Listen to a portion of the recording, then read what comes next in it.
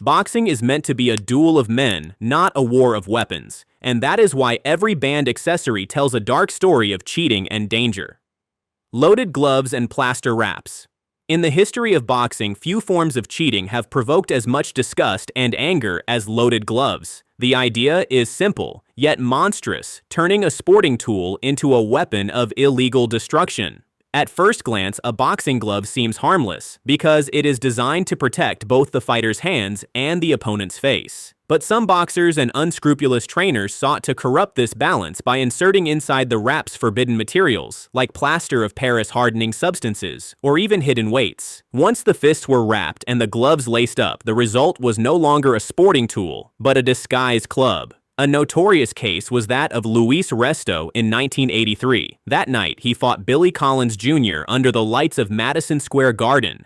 Collins absorbed round after round of punches that seemed strangely destructive, leaving his face unrecognizable with a torn brow and swollen eyes so damaged that blindness became a real risk.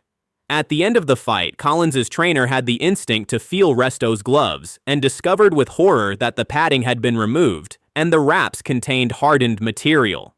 Collins never fought again and spiraled into tragedy. Resto and his trainer were banned from boxing for life, prosecuted in court, and even sentenced to prison. Years later, another scandal erupted with Antonio Margarito before his fight against Shane Mosley in 2009. During the inspection of his gloves and wraps, officials discovered suspicious inserts resembling plaster. The revelation exploded and stained Margarito's reputation, leading to a 1-year suspension. Even though nothing proves he fought with such devices in his greatest victories, doubt has remained ever since. Many fans and experts still believe this shadow hangs permanently over his career. These cases explain why the rules became so strict. Before each fight, an official from the Athletic Commission supervises the wrapping of the hands and inspects the gloves. Referees, supervisors, and even the opposing camp may verify everything. The quantities of gauze and tape are limited down to the centimeter, and any suspicious addition results in immediate disqualification and heavy sanctions. Loaded gloves are the most insidious form of cheating because they do not only give an unfair advantage, they also endanger directly the health and life of the opponent. Every punch becomes a threat of fractures, brain damage, or irreversible injury. Horsehair gloves. There is a lesser-known but highly debated controversy in boxing: the use of horsehair gloves. For decades, they were common, worn by many champions. Their distinct feature was the padding material. Instead of synthetic foam, they contained horsehair, a denser organic material far less durable. At first, this might have seemed trivial, but as rounds passed, these gloves revealed a troubling secret. The horsehair would shift, compress, and harden around the knuckles.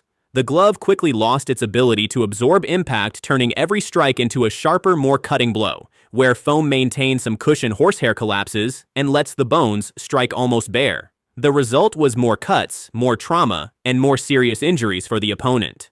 Some athletic commissions quickly realized the danger and chose to restrict or ban them. The Nevada State Athletic Commission, for instance, regularly imposed foam-padded gloves in major fights. The goal was simple: to reduce the risk of excessive damage and to standardize safety conditions. Because if one fighter wore foam gloves and the other horsehair, the balance was broken. One struck more safely while the other inflicted sharper damage. History is full of testimonies from fighters denouncing the practice. In the 1980s and 1990s, some boxers complained after bouts where they suffered unusual facial lacerations. The debate was not only about effectiveness, but also about ethics. The controversy intensified during high-profile fights where managers clashed even before the opening bell. Camps would argue not about strategy, but about glove selection. Fighters were sometimes forced to change gloves in the locker room, under pressure from officials or television networks. Financial stakes and the sport's image demanded stricter standards. Today, horsehair gloves have not vanished completely, but their use is tightly regulated. Some brands still produce them, often for specific training purposes or for tradition-minded enthusiasts. Hardened and thin wraps. Beneath the gloves lies an invisible weapon few spectators notice, but officials monitor closely: hand wraps. Their original purpose is to protect the fragile bones of the hands and stabilize the joints. Yet, as often happens in boxing, some turn this protective tool into a weapon. As early as the start of the 20th century, rumors spread. Some fighters used wraps that once dampened or treated with substances hardened into blocks of plaster. The process was simple, but deadly. Gauze was wrapped, sometimes moistened, then reinforced with layers of tape. With body heat and air, the material would solidify. The result was a fist transformed into a hammer, with every punch carrying abnormal force. Commissions reacted by imposing strict rules. In the United States, for example, regulations limit the amount of gauze and tape, generally no more than 9 meters of gauze and 4.5 meters of tape per hand. Every wrap must be applied under the supervision of an official, and often a representative of the opposing camp is present. The goal is clear: to prevent any trick that could turn hands into stones. Still, suspicions persist. All it takes is one moment of distraction for a clever trainer to add an extra layer or apply an undetectable substance. The Margarito case proved that even in the 2000s, at the height of pay-per-view, boxing old tricks could resurface. What makes wraps especially dangerous is their invisibility. Gloves can be weighed, inspected, even cut open if necessary. But once the gloves are on and taped, it is nearly impossible to check what lies underneath. This makes illegal wraps one of boxing's most devious practices. Today, inspections are more rigorous than ever. Every professional fight begins with an almost ritual scene in the locker room, where an official observes notes and verifies every strip of gauze and every turn of tape. The hand wrap thus stands as a fragile balance between legitimate protection and the temptation of fraud.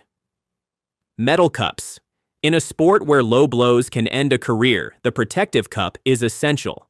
It shields what is discreetly called the sensitive area. Yet in the early decades of boxing, this protection sometimes doubled as a hidden weapon. Before modern plastic and padded models, some fighters wore cups made of metal or steel. On the surface, the intention was logical: to offer maximum protection against accidental or dirty blows. But in reality, these rigid cups transmitted shock throughout the body and could injure the opponent whenever struck. Imagine a full-power low blow not cushioned by soft material, but slammed against a steel barrier. The result was often devastating, causing sharp pain, internal bruising, or lasting injury. In the 1920s and 1930s, several commissions began noticing abuses. Rumors spread of fighters choosing deliberately hardened or even homemade steel-reinforced cups. The aim was not only self-protection, but also discouraging body attacks. Certain punches striking the cup could literally bounce off and break the rhythm of the fight. Over time, reports multiplied. Referees said they heard metallic sounds after some blows. Opponents complained of abnormal pain when hitting the area. Suspicion became so widespread that many federations introduced pre-fight checks and demanded approved cups made of soft materials covered with leather or padded plastic. The idea was clear: protect without turning protection into a weapon. The evolution of regulations reflects this concern.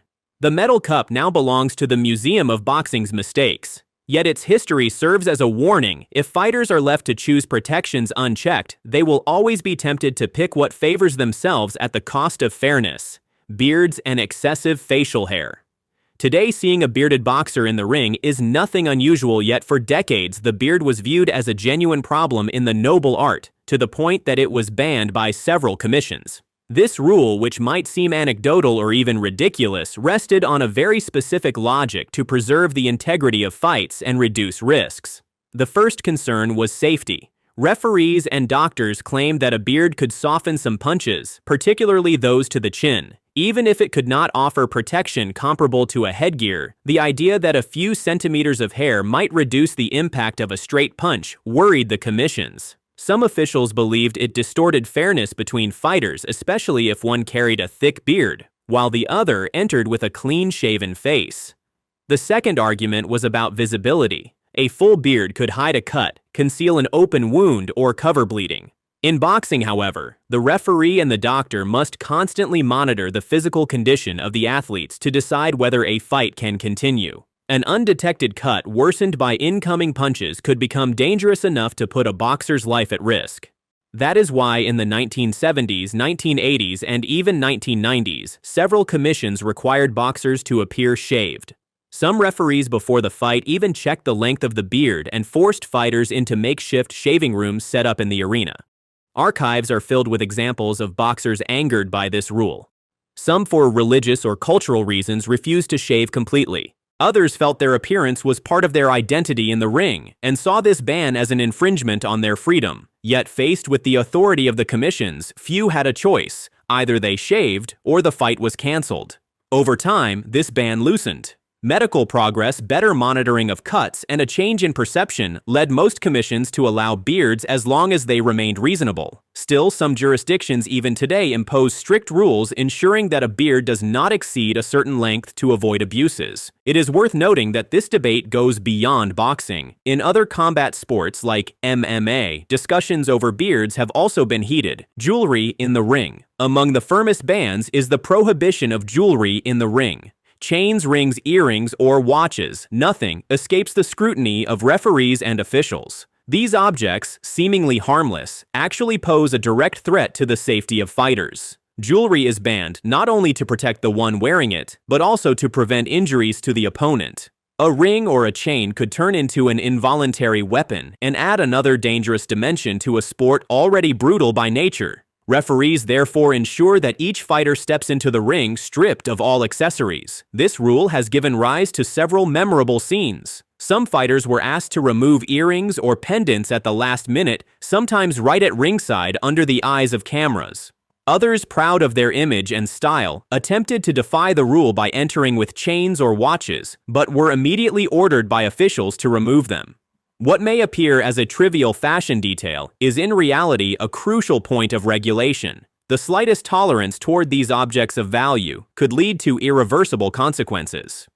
Contact lenses. In boxing, vision is one of the most precious assets, which is why the use of contact lenses is strictly forbidden during official fights. Whether regular or colored lenses, they present a risk too great to be allowed. If a lens shifts or falls due to sweat or impact, the boxer may lose perception of distance and angles and compromise his ability to dodge or counter effectively. Beyond loss of vision, contact lenses are also a physical danger. Under the impact of a clean punch or even accidental contact, a lens can cause severe irritation or a corneal cut, or even lead to infection. Athletic commissions therefore prohibit any fighter from stepping into the ring with corrective lenses. This measure prevents accidents and ensures the fight remains fair and safe for both participants. Only protective sports glasses are allowed, but solely in training. They enable boxers to correct their vision without compromising safety, yet must be removed as soon as competition begins.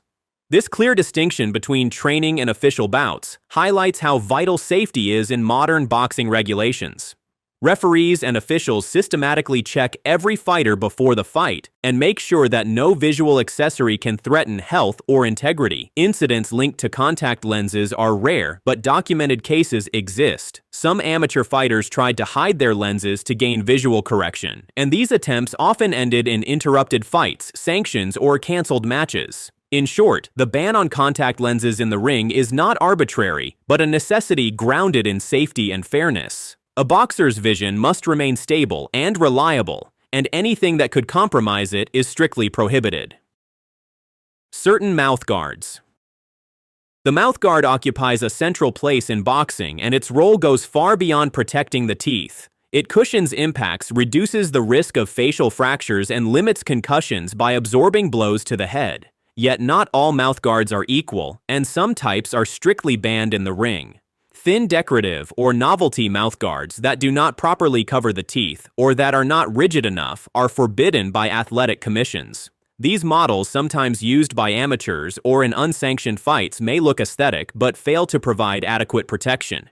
Insufficient protection can result in broken teeth, fractured jaws, or worse, it can amplify brain trauma when a blow lands. To avoid these risks, regulations impose strict standards. Authorized mouthguards must be custom-made, molded to the fighter's mouth through methods approved by a dentist. Boil and bite models are also accepted because they allow a precise fit and ensure every tooth and jaw is properly protected. Before fights, officials may check that the mouthguard is compliant, well-adjusted, and harmless to the opponent. The precision of this equipment is vital because even a small gap left unprotected can turn a clean shot into severe trauma. The history of boxing is full of examples of injuries caused by inappropriate mouthguards. These incidents reinforce the vigilance of commissions and justify the demand for certified customized equipment. In professional competition, no fighter can afford to neglect this rule.